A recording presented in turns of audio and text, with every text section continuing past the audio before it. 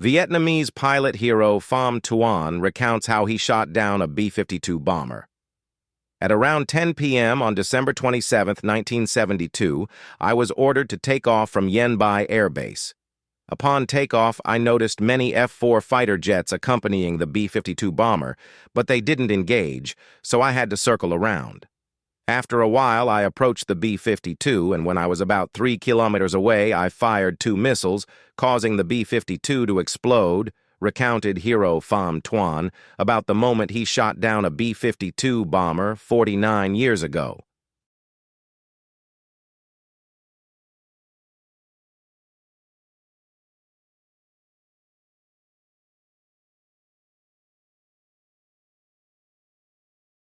Until our Air Force shot down a B-52 bomber, it remained a debt, regarding why it took until the final stage of the 12-day and night campaign, Hanoi, Dien Bien Phu in the air, from the evening of December 18, 1972, to December 29, 1972, for our Air Force to shoot down American B-52 bombers, while other forces had shot down many, Lieutenant General Pham Tuan said. Before deploying B-52 bombers to attack northern Vietnam, the U.S. studied our forces and capabilities very carefully.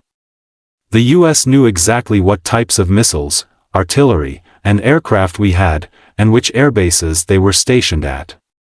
Therefore, the U.S. was very confident in deploying B-52 bombers to bomb Hanoi and other provinces at the end of 1972. Lieutenant General Pham Tuan further analyzed that the B-52 bomber of the U.S. at that time was considered a flying fortress, one of the 3 strategic weapons of the U.S. at that time, including the B-52, atomic submarines, and nuclear missiles. It was a strategic weapon, also known as the steel fist of the U.S. for modern warfare. The B-52 bomber could carry 30 tons of bombs per aircraft. Whenever they went on a combat mission, B-52 bombers were usually accompanied by other fighter jets such as F-4, F-100, F-111, etc.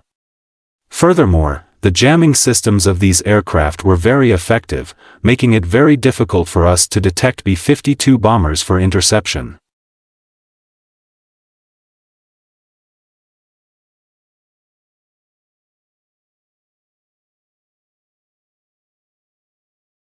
Every time our Air Force took off from our airbases, they were always detected.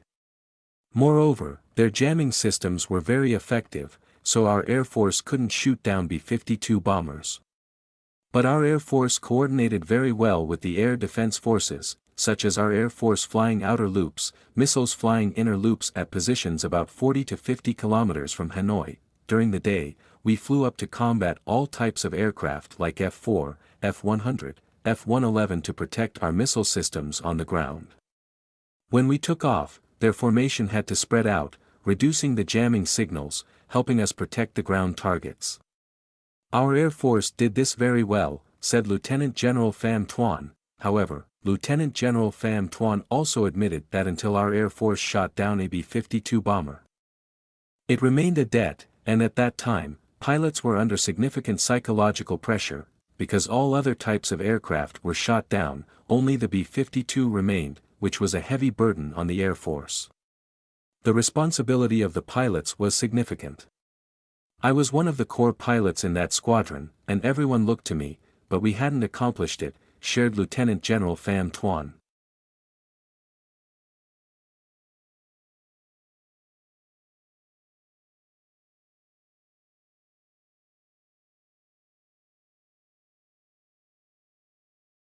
Accomplished it, shared Lieutenant General Pham Tuan, shooting down B-52 bombers with naked eyes. Lieutenant General Pham Tuan said that after several failures, the Air Force drew the experience that although our aircraft took off from airbases near Hanoi and were well protected, the enemy was always detected whenever they took off.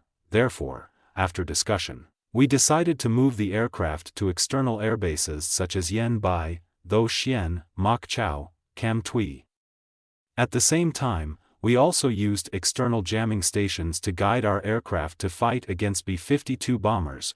When taking off from external airbases, the pilots would have more control over speed and altitude so that when detecting B-52 bombers, They could approach them quickly and finally stop jamming signals and use naked-eye shots. The experience of flying at night showed that B-52 bombers turned on lights when flying at night. If we used jamming, we couldn't shoot them down, and they would turn off lights and escape, said Lieutenant General Pham Tuan. At around 5 p.m. on December 27, 1972, Lieutenant General Pham Tuan piloted a MiG-21 fighter jet to land at Yen Bai airbase. On the night of December 27, the enemy did not attack Yen Bai airbase. Around 10 p.m. the same day, Lieutenant General Pham Tuan was ordered to take off from this airbase. When flying through the cloud layer, he saw many F-4 fighter jets supporting the B-52. But they weren't attacked and had to circle around to find the B-52. At that time, the F-4 also didn't detect the MiG-21. After a while, the MiG-21 received a message from the ground that the B-52 was 200 kilometers away, and the distance continued to narrow as they flew towards each other. At that time, the MiG-21 could fly 30 to 40 kilometers every minute. When at an altitude of about 8 kilometers, Lieutenant General Pham Tuan requested to drop the auxiliary fuel tank to lighten the aircraft because the auxiliary fuel tank was heavy, causing a significant drag, making it difficult to fly quietly with the auxiliary fuel tank. After dropping the auxiliary fuel tank, Lieutenant General Pham Tuan pulled the aircraft up to an altitude of about 9 kilometers.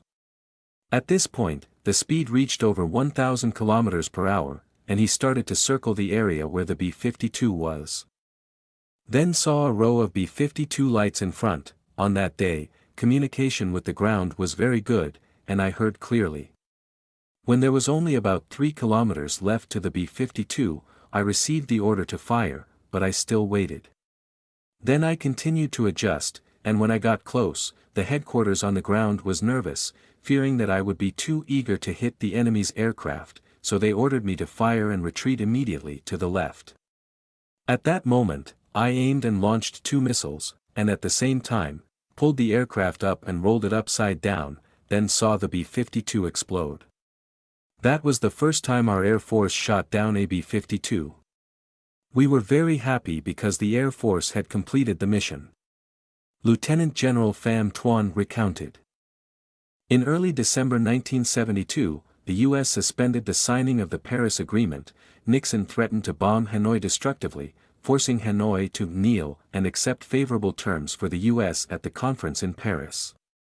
From the evening of December 18 to December 29, 1972, the U.S. conducted Operation Linebacker II, mobilizing 193 strategic B-52 bombers, over 1,077 tactical aircraft of various types, 50 KC.135 aerial refueling aircraft, 6 aircraft carriers, and the most advanced war machines to attack Hanoi, Haiphong, Tai Nguyen, and some other targets. Continuously for 12 days and nights, the Flying Fortress B-52 carpet-bombed more than 20,000 tons of bombs and ammunition, by adopting the correct People's War strategy. We built a widespread air defense, Air Force, the backbone of which was the Air Defense Force. The result of 12 days and nights was that the Army and People of the North shot down 81 aircraft, including 34 B-52s, the Air Defense, Air Force shot down 53 aircraft, including 32 B-52s, 16 crashed on the spot, achieving victory in the Hanoi, Dien Bien Phu in the Air campaign, forcing the U.S. to sign the Paris Agreement, end the war, and restore peace in Vietnam, marking a historic turning point for the Vietnamese Revolution, advancing to completely liberate the South and reunify the country in 1975. Thank you for watching and supporting the channel. Please subscribe to receive the latest videos. Purchase unique Vietnamese products on our website, and we will ship worldwide. My website, https://vhshandmade24h.com.